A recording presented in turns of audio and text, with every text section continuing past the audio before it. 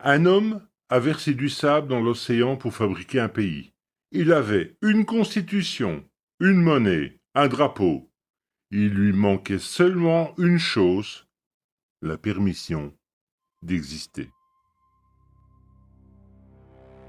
Avez-vous déjà rêvé de créer votre propre pays? Pas de gouverner le vôtre, pas de réformer celui qui existe, non, d'en créer un. D'en créer un à partir de rien, un État qui n'a jamais figuré sur aucune carte et qui, un beau matin, apparaît sous votre signature. Un territoire qui serait à vous, avec vos règles, vos lois, peut-être pas d'impôts, si vous êtes d'humeur libérale. Un drapeau qui vous dessinerait vous-même, un dimanche après-midi sur un coin d'une table. Un hymne, pourquoi pas. Une devise gravée sur des pièces de monnaie. La plupart d'entre nous s'arrêteraient là, à la rêverie. On y pense quelques minutes, on sourit, et la vie reprend son cours. Michael Oliver, lui, ne s'est pas arrêté à la rêverie. Michael Oliver, lui, a pris une pelle, des bateaux et des tonnes de sable, et il est allé au bout de son rêve. Nous sommes en 1971. Michael Olivier est un homme d'affaires américain, mais ce n'est pas tout à fait un Américain comme les autres. Il est né en Lituanie, dans les années 30, dans une Europe qui s'apprêtait à basculer. Il est juif. Il a connu enfant ce que signifie un État tout-puissant qui décide qui a le droit de vivre et qui n'a plus le droit d'exister. Il a survécu à la guerre, il a tout perdu, puis il a tout reconstruit de l'autre côté de l'Atlantique. De cette histoire-là, Oliver tire une conviction profonde, viscérale, presque douloureuse. L'État est un danger. Les grands États, l'État qui réglemente, qui taxe, qui surveille, qui encadre chaque geste du citoyen, pour lui, c'est cela la menace. Il s'installe au Nevada et il devient ce qu'on appelle un libératien. Un homme qui croit que la liberté individuelle passe avant tout et que le gouvernement, dans les meilleurs des cas, devrait se taire et se faire le plus petit, le plus discret possible. Oliver, lui, il va encore plus loin dans les théories. Il publie un livre au titre limpide, A New Constitution for a New Country. Une nouvelle constitution pour un nouveau pays. Vous remarquez, le programme est déjà dans le titre.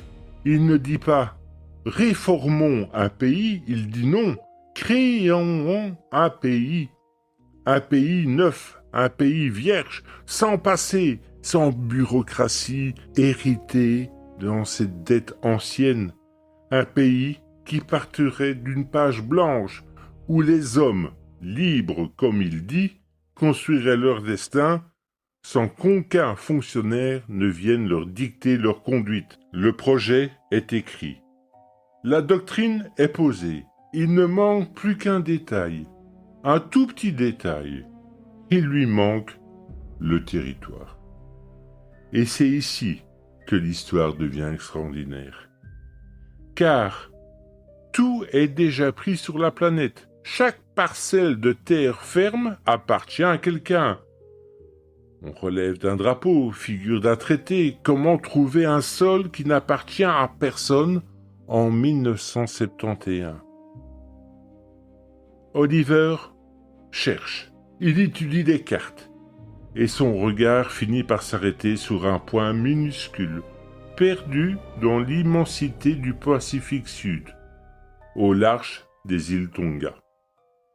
Là, à la surface de l'eau, affluent deux récifs coralliens, les récifs de Minerva, deux taches à peine visibles qui apparaissent à marée basse et disparaissent à marée haute.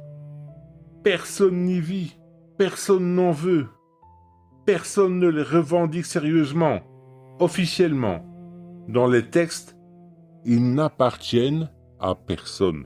pour n'importe qui d'autre, ce sont des écuelles dangereux. Bon, tout au plus, à éventrer la coque d'un navire imprudent. Pour Michael Olivier, c'est une page blanche. C'est le sol vierge qu'il cherchait. C'est, à fleur d'eau, l'emplacement d'un pays.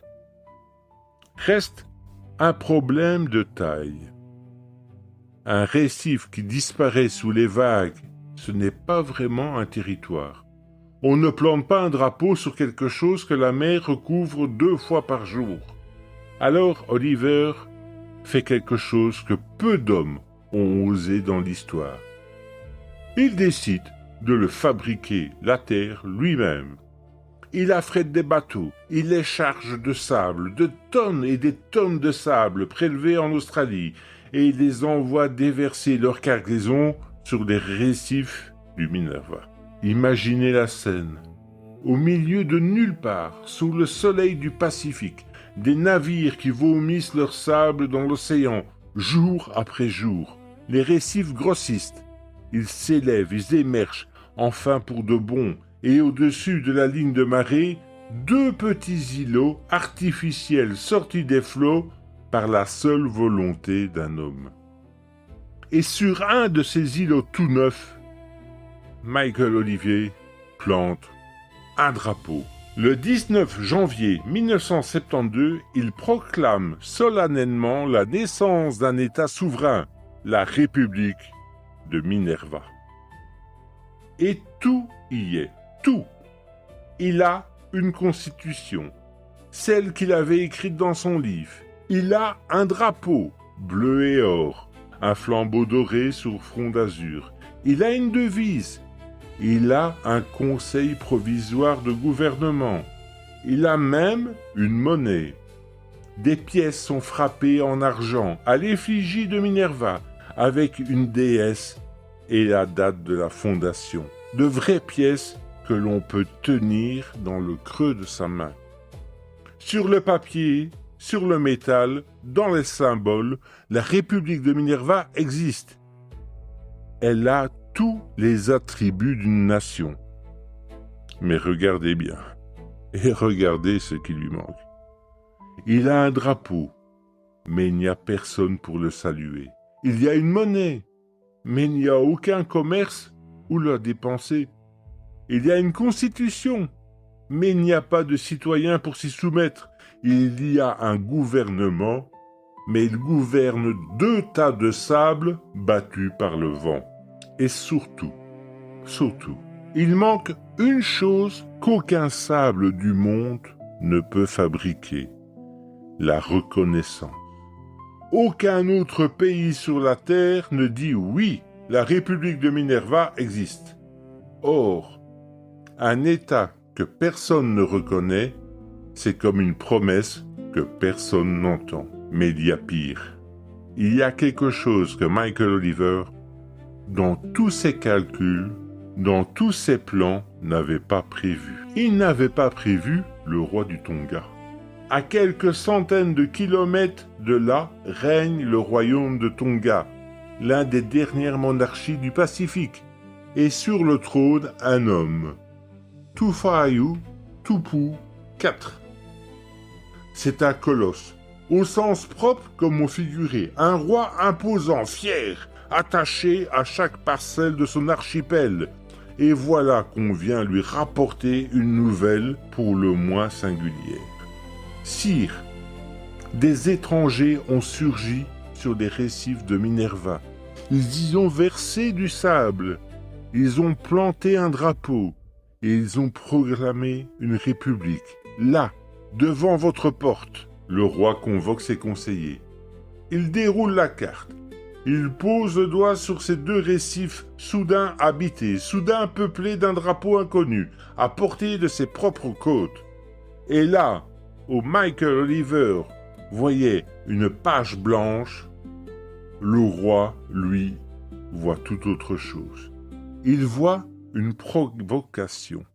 Il voit, à quelques heures de navigation, un pays qui se prétend libre et qui pourrait demain abriter n'importe qui à n'importe quelle condition.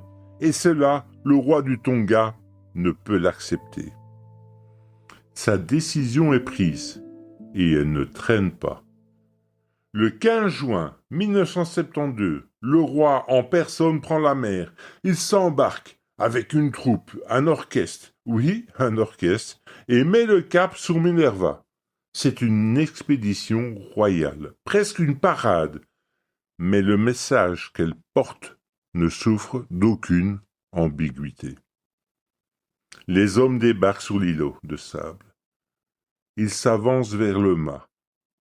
Ils arrachent le drapeau bleu et or de la République Minerva et ils hissent à sa place le drapeau rouge et blanc du royaume de Tonga.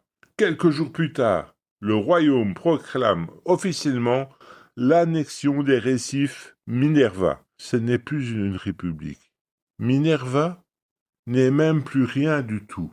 Minerva est redevenue 2 tas de sable, désormais coiffés d'un drapeau tongien. La République de Minerva aura duré un peu moins de 6 mois.